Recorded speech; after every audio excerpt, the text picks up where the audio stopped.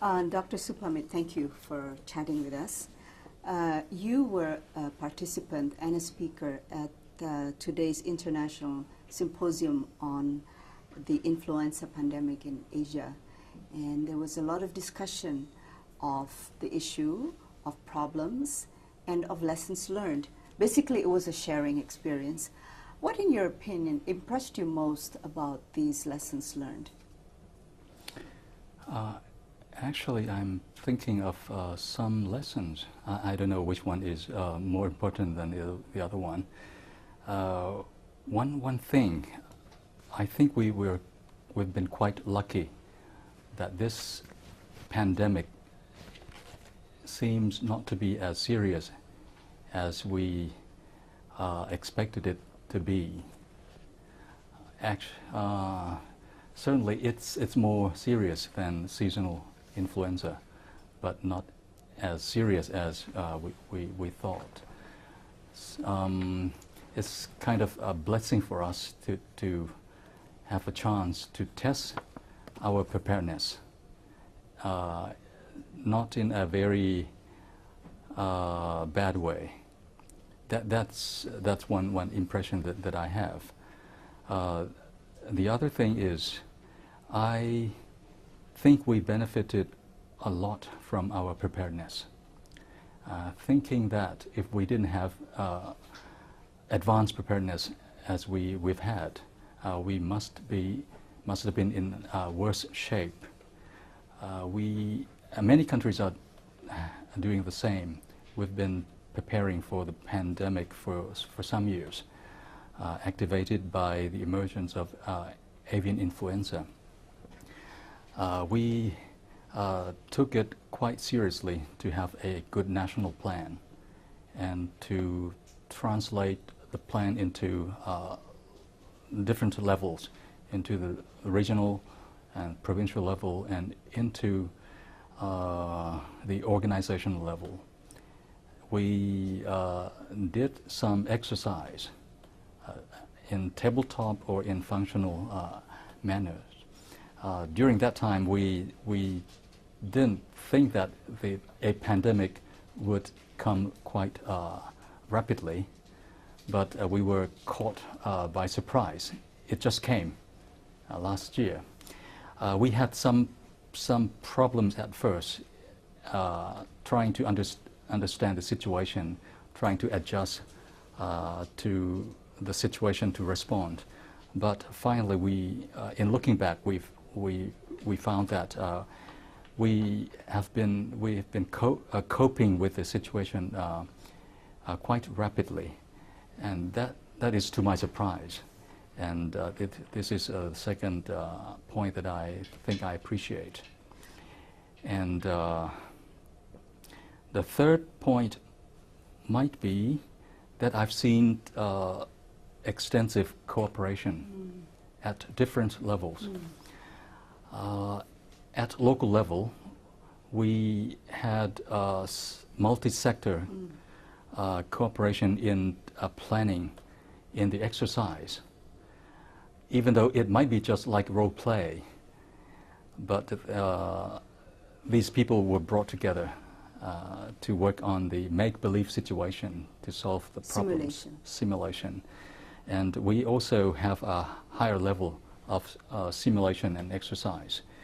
And at international level, we've had vast areas for coordination under different forums, like ASEAN or APEC or bilateral, like a Thai, Japan, and Thai Malaysian, Thai Myanmar, Thai Laos. For all these forums, the pandemic preparedness has always been taken as a priority. So we've had quite a number of exercises in working together, most of them in technical aspects.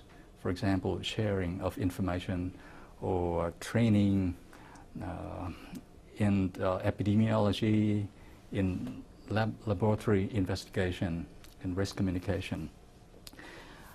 But another important aspect that has proven to be quite beneficial is the stockpiling. At first, we thought that it might be difficult to establish regional stockpile, but thanks to the initiative of the Japanese government with support of governmental and non-governmental organizations, Japan did a very important thing. They donated an amount of oseltamivir to ASEAN to establish as ASEAN stockpile. And this has proven to be quite useful, both in the situation of avian influenza response, and it also proves to be useful for the response to the pandemic H1N1. This is just one symbol of coordination in the region. And there could be other areas of coordination. As mentioned this morning, Chairman Jiro Hanyu, he supported the idea of technical cooperation in research and development for improvement of the capacity for development and production of vaccine and drugs. I think this will be another area that we should go into to prove that we can work together as regional members in order to ensure that the people in the region would be safer in face of public health emergencies like pandemic influenza or something else that may be upcoming in the future. Now that we've learned these lessons, now that we have listened and shared the experience with others, how can these lessons or these ideas that came out in the forum today be realized to prevent or to mitigate future pandemic threats?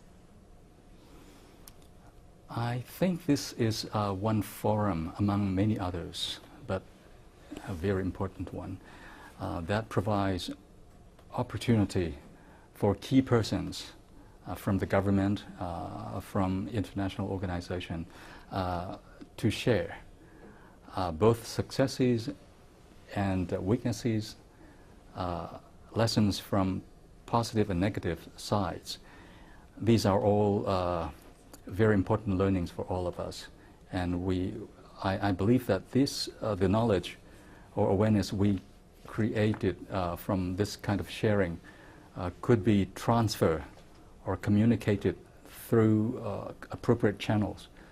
For example, through the governmental mechanisms or through international mechanisms, and could be disseminated through the media, so that the key persons at different levels could pick up and make use, and it could be echoed in the upcoming forums.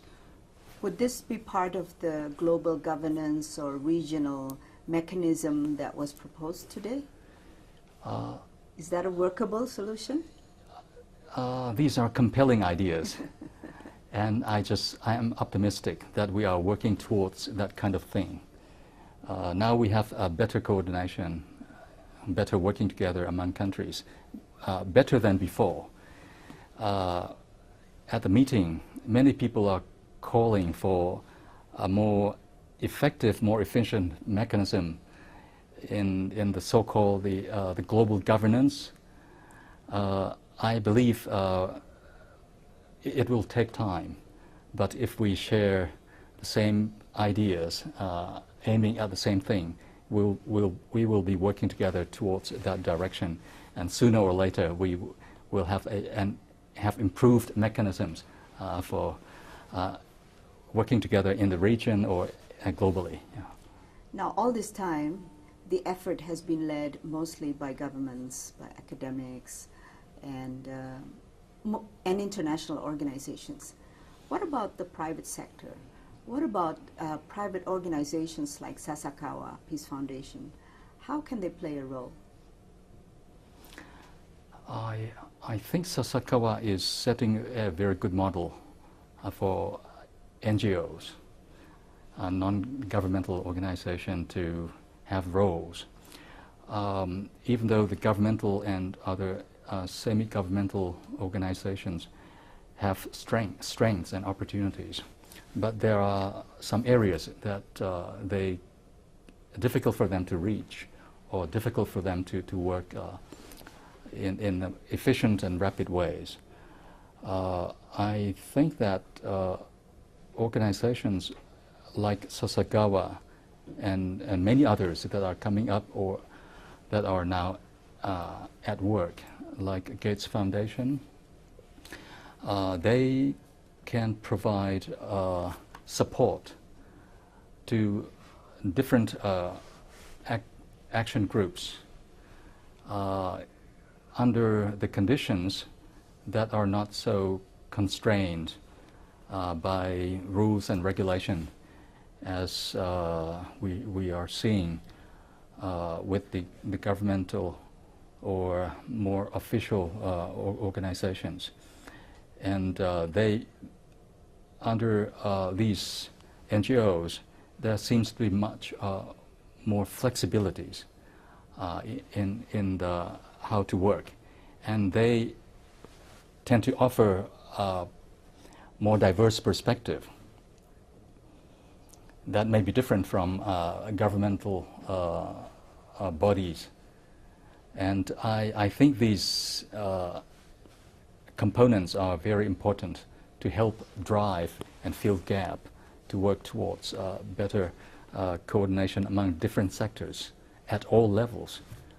Sasagawa is working not only at the international level, they also reach down to the local level through different programs.